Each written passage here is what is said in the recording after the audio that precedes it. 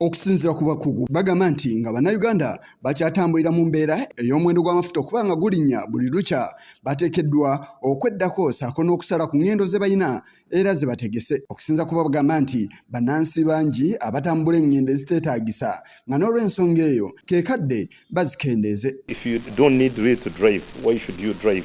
If it's a nearby place, just walk there. Try to minimize. Some of us you find each of us has a vehicle, your wife has a vehicle, your kids have a vehicle. Why don't you use one vehicle?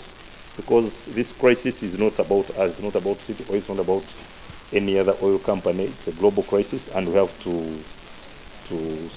know how to kick it before this crisis at least ends. And mu mbeera y'emu n'obulamu bw'emmotoka omuntu yenna gy'akozesa nakyo kikulu nnyo era nakyo kiteekeddwa okwetegerezebwa nga bw'ayongera okunnyonnyola. Simple, use good quality oil to save on fuel because it reduces on friction. So don't just go and buy roadside oil and just put it in your car. Service your car with proper good quality oil. Can also help you save on fuel. Mu nsisinkano gye tubaddemu ne Herbert Bishasha omwogezi wa Mandela Group of Companies omugwa Neste Oil abamu ku batuusa kuno amafuta mu nnyaffe Uganda era atangazizza ku ebyo ebiviiriddeko ebbeeyi y'amafuta okulinnya. Agamba nti amafuta okulinnya tekiri mu nnyaffe Uganda mukka wabula kitambulirako n'ensi endala naye bwe gutuuka ku nnyaffe Uganda okubeera nga yeetooloddwa amawanga amalala ne gujjabagira.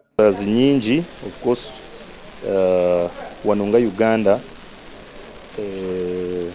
amafuta mukimanyi we land locked country ate tugajja mu Gulf. So obuzibu bwe butandikira mu Gulf tuba tetubuyinako control ne bana bafa bakenya nabo balinawo issue yawe gye balina bwe bagamba nti kati Uganda tujja kujiwa only 40% of the export tuba tetukiinako issue.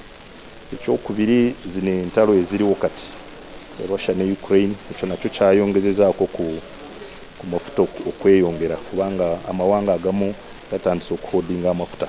Mu mbeera y'emu era akoonyeko ne ku ky'obubenje obubalukawo entakira era n'abaako amagezi ga bannayuganda. Olaba statistics ezivudde mu Uganda Police oba mu Road Safety Center obubenje obungi moloka tezibeera mu mbeera nga nnungi. So twagala kuwulira bakasitomazi baffe oba abantu bonna abalina ebidduka nti gezaako okulaba nti molokayo eri mu mbeera ennungi.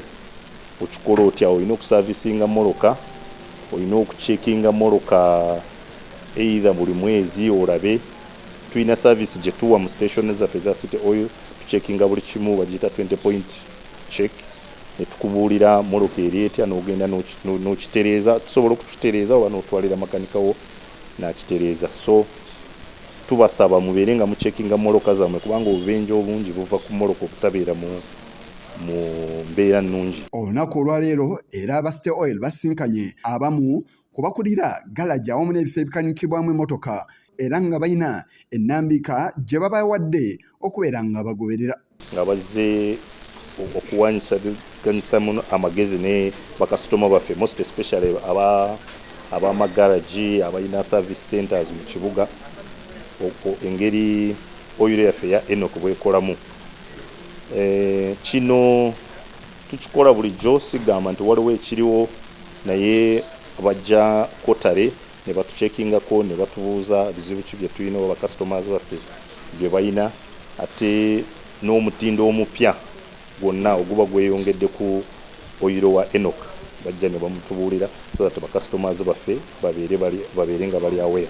Yes, Kigongo kulwa Channel 44 Olegolo.